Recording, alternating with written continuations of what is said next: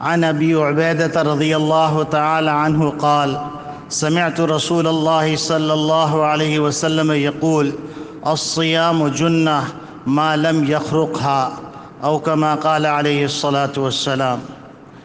حضرت ابو عبیدہ رضی اللہ تعالی عنہ فرماتے ہیں کہ میں نے نبی کریم صلی اللہ علیہ وسلم کو یہ فرماتے ہوئے سنا کہ روزہ آدمی کے لیے ڈھال ہے جب تک کہ اس کو پھاڑ نہ ڈالے۔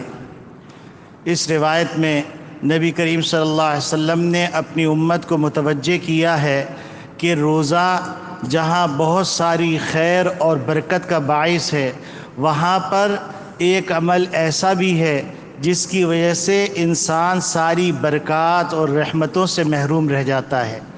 صحابہ نے عرض کیا اللہ کے رسول یہ روزہ پھٹتا کیسے ہے؟ تو نبی کریم صلی اللہ علیہ وسلم نے فرمایا جھوٹ اور غیبت سے۔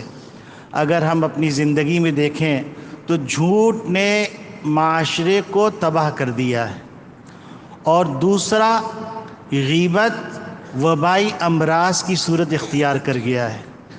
غیبت کے اندر لوگ مبتلا ہوتے ہیں اور ان کو احساس بھی نہیں ہوتا۔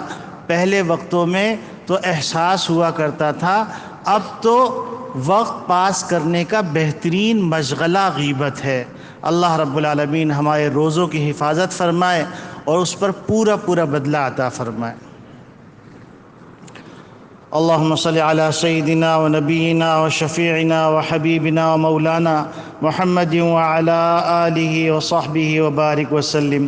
یا اللہ یا ارحم الراحمین ہمارے روزے تراویحوں کو قبول فرما لیجئے، اور روزے کو خراب کرنے والے جو اعمال ہیں اے اللہ ان اعمال سے ہم سب کو بچنے کی توفیق عطا فرما۔ اے اللہ جھوٹ سے بچنے کی توفیق عطا فرما، غیبت سے بچنے کی توفیق عطا فرما، حسد سے بچنے کی توفیق عطا فرما، کینے سے بچنے کی توفیق عطا فرما، قطع تعلق سے بچنے کی توفیق عطا فرما۔ اے اللہ حرام کاموں اور حرام باتوں سے اور حرام مال سے بچنے کی توفیق عطا فرما۔ اے اللہ ہم سب کو اسلام پر زندہ رکھ، ایمان پہ خاتمہ فرما۔ اے اللہ ہماری ان دعاؤں کو محض اپنے فضل و کرم سے قبول فرما لیجئے۔ وصلی اللہ تعالی علی خیر خلقہ سیدنا و مولانا محمد وعلی آلہ وصحبہ اجمعین۔